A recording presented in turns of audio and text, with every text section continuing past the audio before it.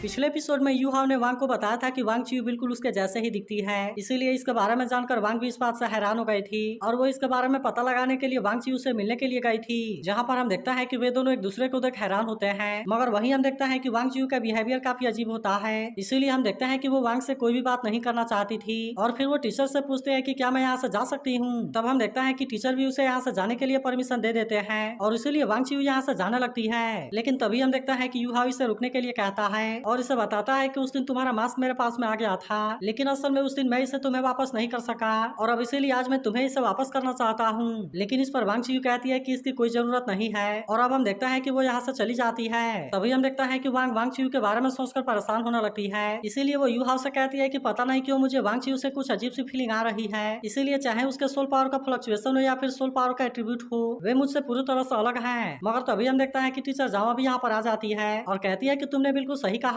फिर वो कहती है कि अगर मैंने उसे सही तरीके से रीड किया है तो असल में उसके पास में केवल एक मार्शल सोल है, लेकिन फिर भी यह असल में एक्सट्रीमली रेयर वाला ड्रैगन मार्शल सोल है। तब यह सुनकर वांग पूछती है कि क्या यह सीनियर ब्रदर के गोल्डन होली ड्रैगन के जैसे है, जिसके बाद टीचर जावा से बताती है कि golden holy dragon blue electric tyrannosaurus का म्यूटेशन है, इसीलिए भले ही वो काफी ताकतवर है लेकिन फिर भी ऑर्थोडॉक्स ड्रैगन क्लैन के ब्रांच से बिलोंग करता है। फिर वो आगे बताती है कि एल्डर मू का light Holi dragon blood line में बहुत ही प्योर है, लेकिन असल में वांग चियू का मार्शल सोल बहुत ही प्योर है और यह असल में एंशिएंट ड्रैगन क्लैन से बिलोंग करता है। तब इसके बारे में सुनकर यू हाव भी इस बात से हैरान हो गया था और फिर वो कहता है कि कहीं ये एंसेस्ट्रल ट्विन ड्रैगन तो नहीं है। तब इसकी ऐसी बात सुनकर टीचर जावा कहती है कि तुमने सही कहा, क्योंकि ये एंसेस्टर के पावर वाला गोल्डन ड्रैगन है और ये ड्रैगन गॉड से जन्म लेने वाले दो एंसेस्ट्रल ड्रैगन में से एक है। फिर वो आगे कहती है कि वैसे तो आजकल के ज्यादातर ड्रैगन क्लैन के मार्शल सोल के पास में मिलोंग का एसेंस होता है, इसीलिए मैं जब उससे मिली थी तब मुझे रियलाइज हुआ कि ये तो असल में गोल्डन ड्रैगन सोल का लेगेसी है। तब हम देखता है कि इसके बारे में सुनकर यू हाव इस बात से थोड़ा परेशान होने लगता है और कहता है कि मार्शल सोल के पर्सपेक्टिव से ये दोनों तो पूरी तरह से अलग हैं और इसीलिए कहीं ऐसा तो नहीं कि ये केवल एक जैसे दिखते हैं। मगर अभी भी हम देखता है कि वांग इस बात पर इतना आसानी से यकीन करने के लिए रेडी नहीं होती और यू हाव से कहती है कि मुझे अभी भी इसके बारे में काफी अजीब फील हो रहा है। तभी टीचर जावा भी कहती है यह बात सही है कि वो हर समय मास्क पहने रहती है और इसके अलावा वो हमेशा केवल अकेले में रहती है, लेकिन सबसे बड़ी प्रॉब्लम यह है कि उसका एडमिशन किसी फॉरेन स्कूल से यहाँ के इनर अकेडमी में हुआ है, जिसकी वजह से उसके बैकग्राउंड के हिस्ट्री के बारे में किसी को कुछ नहीं पता। इसीलिए टीचर जामा कहती है कि अगर मैं उसके बारे में और ज्यादा जान पाऊँ तो यह चीज कॉलेज के लिए भी अच्छी होगी। तभी हम देखता है कि यू हाव भी वांग चियू के बारे में और ज्यादा जानना चाहता था और इसीलिए वो टीचर जामा से कहता है कि क्या आपके पास में इसके लिए कोई अच्छा आइडिया है। तब हम देखता है कि टीचर जामा हल्की सी स्माइल करती है और फिर कहती है कि कुछ दिनों में इनर अकेडमी के स्टूडेंट सोल्डिंग के हंट के लिए जाने वाले हैं, इसीलिए वांग चियू भी उसमें जाएगी। और फिर वो यू हाव से कहती है कि वैसे भी तुम्हें भी तो अपने सोल्डिंग को इंक्रीज करने की जरूरत है और मैं चाहती हूँ कि तुम्हें उसके साथ में जाना। तब हम देखता है कि यू हाव भी इसके लिए मान गया था और इसीलिए वो डीन काई से मिलने के लिए जाते हैं, जहाँ पर कि वांग चियू भी होती है। लेकिन तभी हम देखता है कि वांग ने आज मास्क लगाया हुआ था, इसीलिए यू हाव से पूछता है कि तुमने इसे क्यों पहना है। तब इस पर वांग कहती है कि अगर कोई मुझे देखेगा तो फिर वो सोचेगा कि मैं और वांग चियू तो बिल्कुल एक जैसे दिखते हैं और इसीलिए मैं इस परेशानी में बिल्कुल भी नहीं पड़ना चाहती। मगर तभी हम देखता है कि यांग भी यहाँ पर आ गया था, जो कि आज काफी टाइम के बाद इनसे मिलने के लिए काफी एक्साइटेड होता है और कहता है कि हम तो काफी टाइम से नहीं मिले। तब इसे देखते ही वांग और यू हाव भी पूरी तरह से हैरान हो जाते हैं और कहते हैं कि सीनियर आप तो रिकवर हो गए। तब इस पर यांगमो इनको बताता है कि यह सब सोल आइलैंड इंस्टीट्यूट की वजह से हो पाया, क्योंकि उसकी वजह से केवल मेरे चलने की एबिलिटी ही रिकवर नहीं हुई है बल्कि असल में मेरी कल्टीवेशन भी बढ़ गई है। फिर वो वांग से कहता है कि तुम तो असल में एक लड़की हो और यू हाव से कहता है कि तुम भी काफी हैंडसम हो। लेकिन यांगमो को देख यू हाव भी काफी खुश होता है और वो सोचने लगता है कि सीनियर यांगमो ने केवल पेन से बाउंस बैक ही नहीं किया बल्कि इनकी प्रोग्रेस भी काफी फास्ट है। लेकिन तभी हम देखता है कि यांगमो की नजर भी वांग चियू के ऊपर जाती है और इसीलिए वो भी पूछता है कि ये बिल्कुल वांग के जैसे क्यों है। लेकिन तभी हम देखता है कि डीकन काइन से असली काम के बारे में बात करने लगती है और कहती है कि हम यहाँ से स्टारडू फॉरेस्ट में जाने वाले हैं और इसीलिए चलो सबसे पहले एक दूसरे को इंट्रोड्यूस करवाऊं। तब इस पर यांगमो अपने बारे में बताते हुए कहता है कि मेरे पास में लेवल 70 वाला ऑक्सिलरी फाइटिंग सोल है और फिर वो अपने मार्शल सोल रेनबो ड्रैगन को भी दिखाता है, जहाँ हमें पता चलता है कि इसे 7th सोलिंग की जरूरत है। तभी यू हाव भी अपने बारे में बताते हुए कहता है कि मैं लेवल 52 वाला सोल किंग हूँ और मेरे पास में स्पिरिट आई और आइस एम्परर टाइप के 2 मार्शल सोल हैं और मुझे अब 5th सोल रिंग की जरूरत है। वहीं वांग भी अपने बारे में बताते हुए कहता है कि मैं लेवल 61 वाला अटैक सोल एम्परर हूँ और मेरी martial soul light goddess butterfly है, लेकिन मुझे किसी सोल रिंग की जरूरत नहीं है और मैं यू हाव के साथ में मार्शल सोल फ्यूजन स्किल को परफॉर्म कर सकती हूँ। इसके बाद हम देखता है कि इंट्रोडक्शन देने की बारी वांग चियू की आती है, जो बताती है कि मैं गोल्डन ड्रैगन मास्टर सोल के साथ लेवल 60 में हूँ और मुझे 6th सोल रिंग की जरूरत है। तब इसके बारे में सुनकर वे तीनों इस बात से काफी इंप्रेस हो जाते हैं। लेकिन अब हम देखता है कि इनको यहाँ से निकलने की बारी आ गई थी, इसीलिए वे चारों यहाँ से स्टारडुओ फॉरेस्ट में आ गए थे, जहाँ हम देखता है कि रास्ते में पानी वाली एक जगह आती है और इसीलिए यूहाओ वांग चियू की हेल्प करने के लिए अपना हाथ आगे करता है। मगर हम देखता है कि वांग चियू इसे अपने आप ही पार कर लेती है और इसीलिए इसे देख यूहाओ मुस्कुराने लगता है। लेकिन तभी हम देखता है कि इनके चलते चलते काफी रात हो जाती है, इसीलिए वे एक जगह पर रुककर फिश को पकाते हैं और फिर हम देखता है कि यूहाओ वांग चियू को भी इसे खाने के लिए देता है। तब हम देखता है कि वांग चियू पहले तो कुछ देर के लिए इसकी तरफ देखती है, लेकिन फिर आखिरकार वो इसे ले लेती है। इसके बाद हम देखता है कि इनका आराम करने की बारी आ गई थी और इसीलिए वे सभी सोने लगते हैं। लेकिन तभी वांग चियू को यहाँ पर कोई हलचल फील होती है, इसीलिए वो इसके बारे में पूरी तरह से अलर्ट हो गई थी और फिर हम देखता है कि वो इसके बारे में बाकी लोगों को भी बताती है। तब हम देखता है कि यूहा भी इसके बारे में पता लगाने के लिए रेडी हो गया था और वो इसके लिए अपने मेंटल डिटेक्शन शेयरिंग का यूज करने लगता है। फिर इनको पता चलता है कि इनके सामने तो बिहाई सिमेट्री है, जिसके पास लगभग 50,000 साल की कल्टीवेशन लेवल है, लेकिन हम देखता है कि इसके पास में पॉइजनस वाला अटैक था, इसीलिए डिकन काई कहती है कि इसका सोल रिंग यांगमो के लिए ज्यादा सुटेबल है। जिसके बाद हम देखता है कि वो वांग यूहा और वांग चियू से रेडी हो जाने के लिए कहती है और कहती है कि तुम्हें एक साथ मिलकर इसे जिंदा पकड़ना होगा। तब हम देखता है कि वे तीनों तुरंत यहाँ से इसके लिए चले जाते हैं, लेकिन यह देख यांगमो कहता है कि मुझे भी वहाँ पर जाने दीजिए। मगर हम देखता है कि डिकन काई ने इसे कुछ भी करने से रोक दिया था और फिर वो कहते हैं कि मैं तो उनके टीम वर्क को देखना चाहती हूँ। जिसके बाद हम देखता है कि वे तीनों बीच के सामने चले गए थे, जहाँ के सबसे पहले वांग और यूहा इस पर अटैक करने का डिसाइड करते हैं। मगर वही हम देखता है कि बीस्ट भी प्लांट मैनिपुलेशन का यूज करके अटैक करने लगा था, जिससे देख वांग और यूहा अपने आप को बचा लेते हैं। मगर तभी हम देखता है कि वांग चियू केवल एक जगह पर खड़ी हो गई थी और वो इस पर अटैक करने के लिए नहीं जाती, लेकिन वही हम देखता है कि बीस्ट इन पर अटैक करने के लिए रेडी हो गया था, इसीलिए यूहा अपने आइस पावर का यूज करके अटैक करता है, जबकि वही वांग अपने फर्स्ट सोल स्किल से अटैक करके इसे पानी में गिरा देती है। लेकिन अब हम देखता है कि वो बिस्ट अपने पॉइजन का यूज करने के लिए रेडी हो गया था,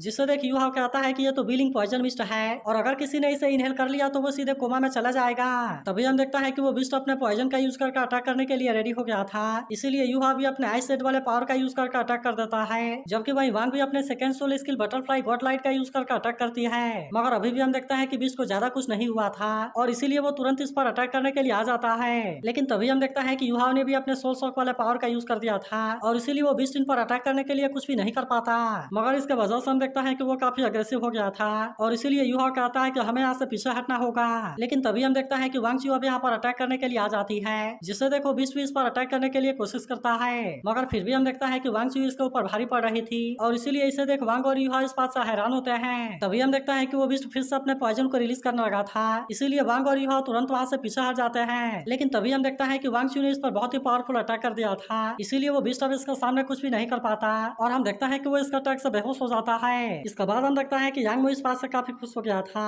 और वो वांग चियू से भी कुछ इंटरेक्शन करने के लिए आता है, लेकिन हम देखता है कि वांग चियू इसे पूरी तरह से इग्नोर कर देती है। फिर हम देखता है कि डिकन का यांगमो को सोल रिंग अब्सॉर्ब करने के लिए भेज देती है, लेकिन अब वो यूहा से कहने लगती है कि मेन कंट्रोल सोल मास्टर को सारे कंपेनियन को बहुत ही अच्छे से मैनेज करना होता है और इसीलिए क्या तुमने सोचा कि वांग चियू को बैटल में किस तरह से अरेंज करना है। तब हम देखता है कि यूहा इसके लिए डिकन काय से सॉरी कहता है, क्योंकि वो इस पर ध्यान देना ही भूल गया था। लेकिन तभी वांग कहती है कि इसमें यूहा की कोई भी गलती नहीं है, क्योंकि वैसे भी वांग चियू की एबिलिटी के बारे में कोई नहीं समझता और वैसे भी मैं और यूहा इसे अकेले ही सॉल्व कर सकते हैं। तब यह सुनकर डिकन काय कहते हैं, मुझे पता है कि तुम दोनों का कॉम्बिनेशन बहुत ही ग्रेट है, लेकिन फिर भी अब तुम एक टीम हो और तुम्हारे पास में तो एलाइट कंपटीशन के ट्रेनिंग का भी एक्सपीरियंस है, लेकिन क्या इसके बाद भी तुम टीम वर्क के इंपॉर्टेंस के बारे में नहीं समझते। तब हम देखता है कि वांग इसके बारे में कुछ भी नहीं बोलती, लेकिन अब हम देखता है कि वो वांग चियू को भी इसके लिए डांटने लगती है और कहती है कि जब सोल मास्टर के पास तुम्हारे ऊपर ध्यान देने का टाइम ना हो तब तुम्हें सिचुएशन के हिसाब से इसके बारे में एक्शन लेना चाहिए, लेकिन तुमने तो इसका फर्स्ट हाफ में कोई भी एक्शन नहीं लिया और तुम केवल इनको फाइट करते हुए देखती रही। लेकिन फिर जब यूहा ने वहाँ से पीछे हटने के लिए बोला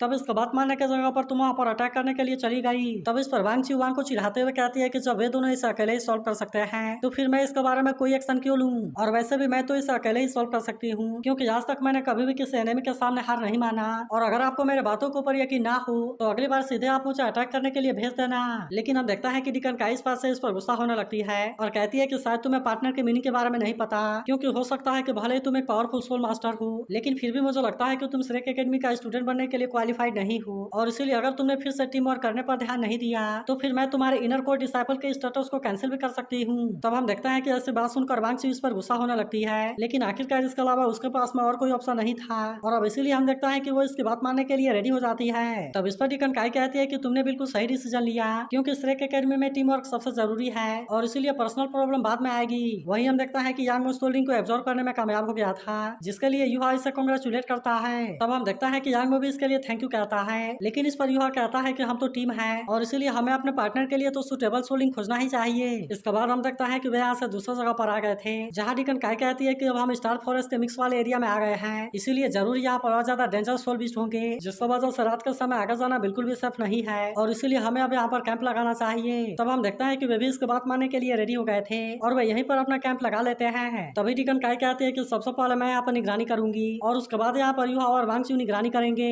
लेकिन यह सुनते ही वांग इस बात से काफी परेशान हो जाती है और वो डिकन काय से पूछती है कि मेरे बारे में क्या। तब इस पर डिकन काय कहती है कि तुम और यांग आराम करो, जबकि वे दोनों रात में यहाँ पर पहरा देंगे। लेकिन हम देखता है कि वांग इस बात से बिल्कुल भी खुश नहीं होती और कहती है कि डिकन काय तो बहुत बायस है। तब इस पर युहा इसे समझाता है कि डिकन काय चाहती है कि इस तरह से मैं वांग चू के बारे में समझूं और इसीलिए तुम इसके बारे में ज्यादा कुछ ना सोचो। अब इसके कुछ देर के बाद हम देखता है कि निगरानी करने की बारी युहा और वांग चू की आ गई थी, इसीलिए वे दोनों भी इसके लिए बाहर आ जाते हैं। तभी हम देखता है कि युहा को यहाँ का नजारा बहुत ही अच्छा लगता है और वो फिर से अपने मेंटल डिटेक्शन शेयरिंग का भी यूज करता है। तब इस पर वांग चू कहती है कि तुम्हारा सोल एसेंस तो बहुत ही यूजफुल है। तभी हम देखता है कि युहा इसे भी खाने के लिए केक देता है, जिसके लिए वांग चू इसे थैंक यू कहती है। लेकिन इस पर युहा कहता है कि हम तो टीममेट हैं और इसीलिए इसके बारे में बात करने की कोई जरूरत नहीं है। तब इस पर वांग चू कहती है कि जब से मैंने टीम को ज्वाइन किया है तुम मुझसे अलर्ट रहते हो, लेकिन क्या इसके बाद भी तुम्हें लगता है कि तुम मुझे टीममेट के जैसे ट्रीट करते हो। तब इस पर युहा कहता है कि तुम और वांग बिल्कुल एक जैसे हो, इसीलिए जो भी देखेगा इसके बारे में जरूर पूछेगा। और वैसे भी वांग ने बताया था कि उसका कोई भी सिबलिंग नहीं है और यही वजह है कि सभी लोग तुम्हारे बारे में सस्पिशियस हैं। फिर वो कहता है कि तुम इसके बारे में कोई चिंता ना करो क्योंकि टाइम सब कुछ सही कर देगा। लेकिन इस पर वांग चू कहती है कि मुझे किसी को भी कुछ प्रूव करने की जरूरत नहीं है और फिर हम देखता है कि वो इसका दिया हुआ केक खाने लगती है। लेकिन तभी अचानक से वो इससे फेंकते हुए कहती है कि मैं इसे नहीं खा सकती, जिसके बाद हम देखता है कि युहा इसका ऐसा हरकत से काफी गुस्सा हो जाता है, लेकिन फिर भी वो इसे कुछ भी नहीं बोलता और हम देखता है कि वो फिर से अपने केक को उठा लेता है। तब इसे देख वांग चू कहती है कि तुमने मुझसे फाइट क्यों नहीं किया। लेकिन इस पर युहा कहता है कि क्या तुमने कभी भूखा फील किया है, जिसके बाद वांग चू कहती है कि एक स्ट्रॉन्ग आदमी अपने आप को कभी भी भूखा नहीं रहने देगा। मगर अब युहा इसे बताने लगता है कि जब मैं छोटा था तो लाइफ बहुत ही हार्ड थी, लेकिन फिर भी मेरी मदर ने लाइफ को चलाने के लिए बहुत ही मेहनत किया और यहाँ तक कि विंटर में उनकी ऐसी कंडीशन हो जाती थी जहाँ पर उनके हाथ ब्लड से कवर हो जाते थे। फिर वो आगे बताता है कि एक रात मम बहुत ही एक्साइटेड होकर वापस आई, जहाँ पर कि वैसे तो वो काफी थकी हुई थी, लेकिन इसके बाद भी उन्होंने मुझे मुस्कुराते हुए खाने के लिए दिया। जहाँ मुझे पता चला कि उस दिन मेरी मदर किचन में काम कर रही थी, इसीलिए वहाँ से आने से पहले शेफ ने मेरे मदर को एक सीड केक दिया और तब से जब कभी भी मेरी मदर वापस आती वो सीड केक को मेरे लिए लेकर आती थी। फिर वो कहता है कि मेरी मदर मुझसे बहुत ही प्यार करती थी और वो हमेशा कहती थी कि उनके लाइफ में केवल मैं हूँ। फिर वो कहता है कि वैसे तो उस समय लाइफ बहुत ही हार्ड थी, लेकिन हम उस समय काफी खुश भी थे। इसके बाद वो केक खाते हुए बात करता है कि ये कुछ ज्यादा टाइम के लिए नहीं रह सकी और मुझे कभी भी इसके बारे में पता नहीं चला कि मम को ड्यू के पैलेस में बहुत ही टॉर्चर होता है और इसी वजह से समय के साथ उनकी बॉडी बहुत ही कमजोर पड़ती गई। फिर हम देखता है कि एक दिन उसके मम को 2 लोगों ने पीट दिया, जिसकी वजह से वो वहाँ पर बेहोश होकर नीचे गिर गई। लेकिन उस दिन किसी काइंड आदमी ने उनकी हेल्प की थी और वो हमेशा ही मेरे मदर को लाने के लिए केक देता था। लेकिन फिर भी हम देखता है कि उसके मम ने कभी भी अपने ऊपर ध्यान नहीं दिया और इसीलिए उनकी बॉडी धीरे धीरे और ज्यादा कमजोर होती गई। फिर हम देखता है कि युहा ने कई बार उनसे पूछने की भी कोशिश की थी, लेकिन उन्होंने कभी भी अपने पेन के बारे में युहा को नहीं बताया। अब इसीलिए युहा इसे रोते हुए बताता है कि केवल वही हमारे फूड का सोर्स था। जिसके बाद हम देखता है कि उसे अपने मदर के बारे में भी काफी याद आने लगती है और वो कहता है कि मॉम मैं आपको काफी मिस करता हूँ। फिर वो रोते हुए कहता है कि मॉम अगर आज साथ होती तो काफी अच्छा होता, क्योंकि आज मैं बहुत ही कामयाब हो गया हूँ और इसीलिए मेरे पास में आपको प्रोटेक्ट और फीड करने के लिए काबिलियत है। फिर वो कहता है कि मैंने अपने लाइफ में सबसे बेस्ट चीज वही खाया था। लेकिन तभी हम देखता है कि वांग चू भी इसकी ऐसी बात सुनकर काफी इमोशनल हो गई होती है, इसीलिए हम देखता है कि वो इसका जूठा केक भी लेकर खाने लगती है और इसके आंख पूरी तरह से आंसुओं से भर गए थे।